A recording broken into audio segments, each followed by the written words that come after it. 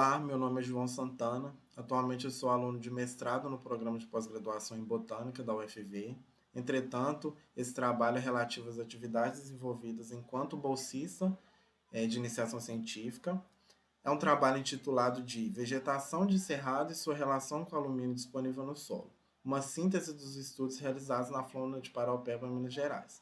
O trabalho ele foi orientado pela professora Aristeia Alves Azevedo e co-orientado pela Daniela Pinto. O Cerrado ele é o segundo maior bioma do Brasil, possuindo cerca de 2 milhões de quilômetros de extensão. Ele é situado na região do Planalto Central.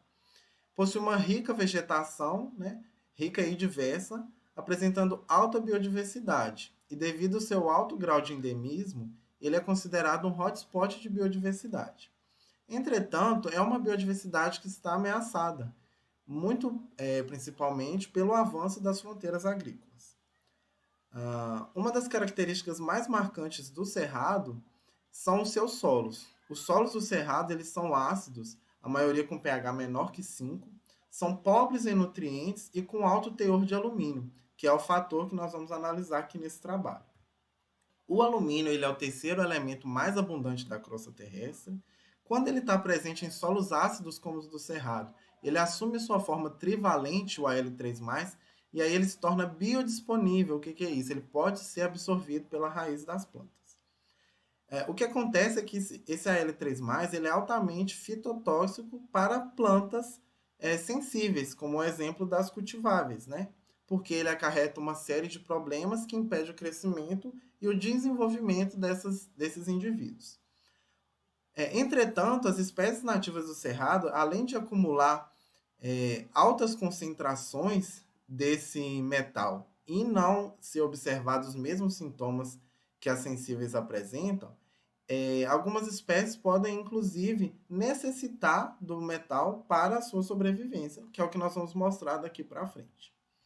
O trabalho foi desenvolvido através de 7 dissertações e 5 teses de doutorado, que foram realizadas entre os anos de 2012 e 2022. São trabalhos também orientados pela professora Aristeia, realizado através de indivíduos coletados na Floresta de Paraupeba, que é uma floresta nacional lá na cidade de Paraupeba, com um fragmento de cerrado muito bem conservado, e foi realizado em cima da análise de 53 espécies de 21 famílias. Uma forma de identificar quantitativamente uma espécie como acumuladora ou não é através da quantificação química do alumínio.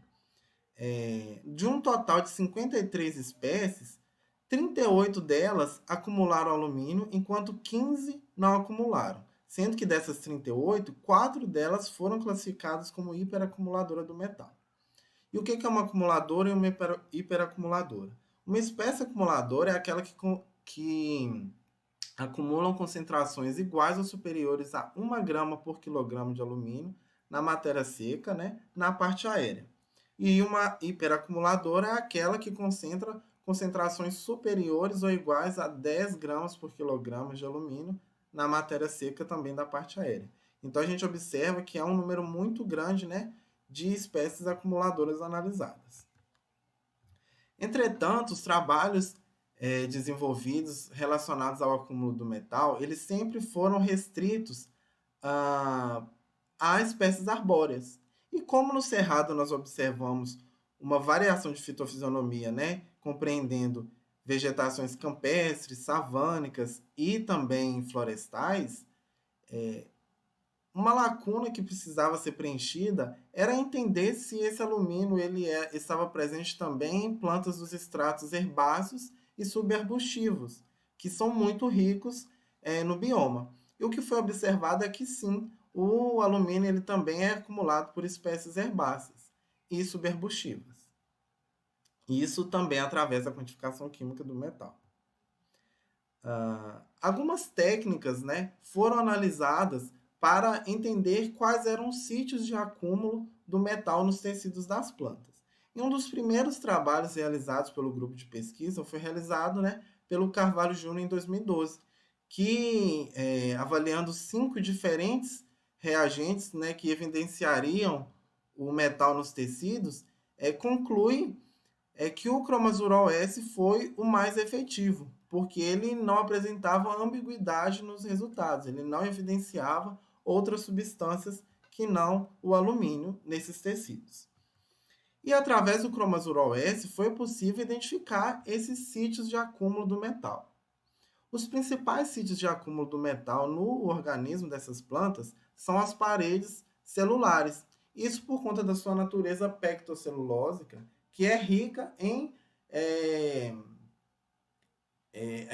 grupos carboxílicos, né, de carga negativa, cujo alumínio tem muita afinidade. Então é possível observar o metal na epiderme, né, na parede das células da epiderme, né, da folha aqui e também do caule.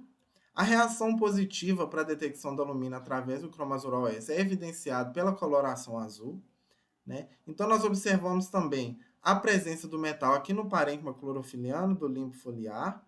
Nós observamos a presença do metal no colênquima, aqui na nervura mediana, e também no floema, tanto aqui da folha.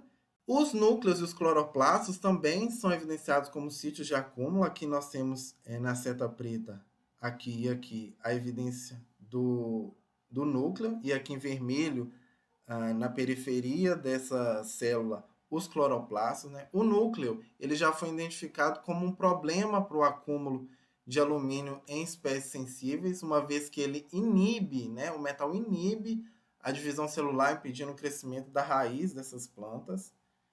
Mas aqui a gente vê, né, um tecido saudável sem nenhuma alteração observada nas células adjacentes. Os tricomas também eles são evidenciados como sítios de acúmulo. Aqui nós temos um tricoma tector de um caule e aqui um glandular de uma folha.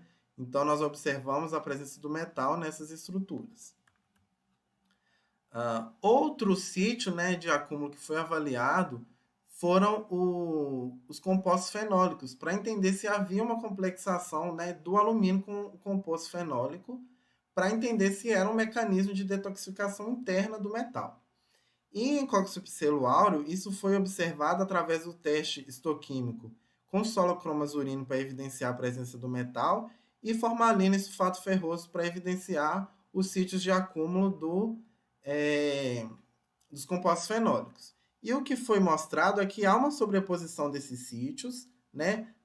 A gente observa que os sítios do acúmulo eles são os mesmos que os sítios dos compostos fenólicos, e o autor conclui que para essa espécie isso é um possível mecanismo de detoxificação interna. Entretanto, outras espécies não apresentaram o mesmo comportamento, e isso ainda está sendo discutido. A utilização de outras metodologias, elas auxiliam na interpretação dos dados. E isso pode melhorar muito no esclarecimento, né, das especulações que fazemos. E isso aqui foi mostrado, né, utilizando a microscopia confocal nessa espécie aqui de rubiácea, Rudiger verbonoides. Através de microscopia confocal, a gente observa que o xilema, né, a região do xilema, ela não foi evidenciado como um sítio de acúmulo do metal.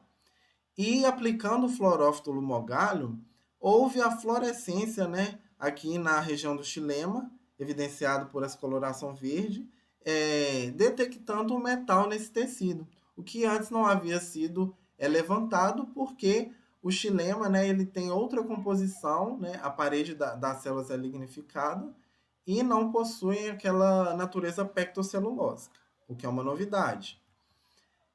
O mesmo foi observado aqui nessa espécie de ciperácea, que não era classificada como acumuladora. O teste histoquímico não evidencia, né, a presença do metal aqui na parede das células epidérmicas, mas através de microscopia eletrônica com sonda raio-x acoplada, a gente observa a presença do metal aqui nas paredes das células epidérmicas.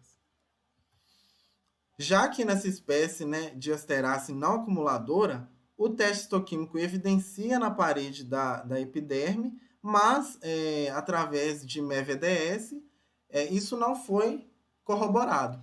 E isso mostra que a aplicação de diferentes metodologias contribui para uma melhor análise de resultados.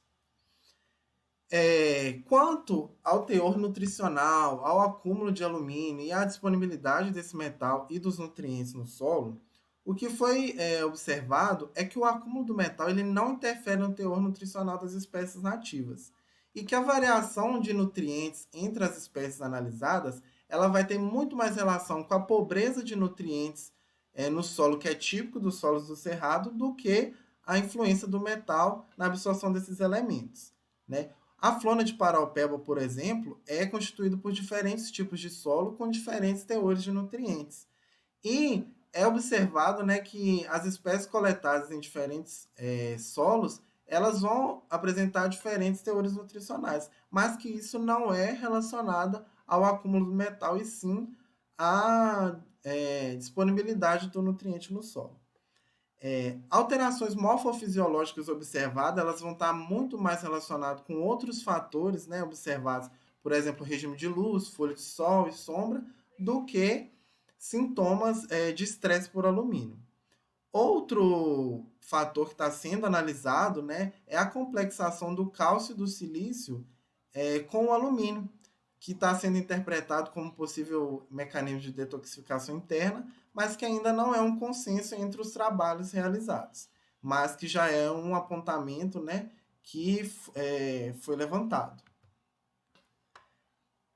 Em Coccospithelo auro foi observado que o metal, que as plantas cultivadas na presença do metal, houve um aumento da taxa fotossintética. E isso foi observado por causa do aumento do teor de clorofilas A e B, além de outros parâmetros. Então, aqui nós observamos, né, nessa barrinha preta, que as plantas cultivadas na presença de 500 micromolares, né, em sistema hidropônico, inclusive, de alumínio, houve um aumento, né, comparado às plantas cultivadas na ausência do metal. O que se concluiu, né, o autor desse trabalho conclui que o metal estimula a fotossíntese na espécie. Em Borrelia latifolia, o metal ele vem sendo discutido que, se além de benéfico, ele também não é essencial para a espécie, né, para indivíduos da espécie. Isso porque o metal ele vai influenciar no ciclo de vida, no metabolismo, e as plantas não conseguem sobreviver na ausência do metal. Então, nós observamos, né, que em um experimento executado por 57 dias, nos primeiros 40 dias, as plantas elas crescem sem o alumínio. E aí, gradativamente, alguns sintomas de estresse vão aparecendo, né? Cloroses, necroses. Aqui, os meristemos eles foram abortados, então novos ramos não foram desenvolvidos. E por isso, foi adicionado, né, após 40 dias, o metal na solução em que essas plantas estavam sendo cultivadas. E o que foi observado é que o meristema ele foi reativado e que os novos ramos foram acrescentados aos indivíduos, como aqui observado nessa imagem da letra H. Né? Observando então que na parte aérea houve um incremento de biomassa, produção de novos ramos, reativação do meristema. O mesmo foi observado para a raiz, né?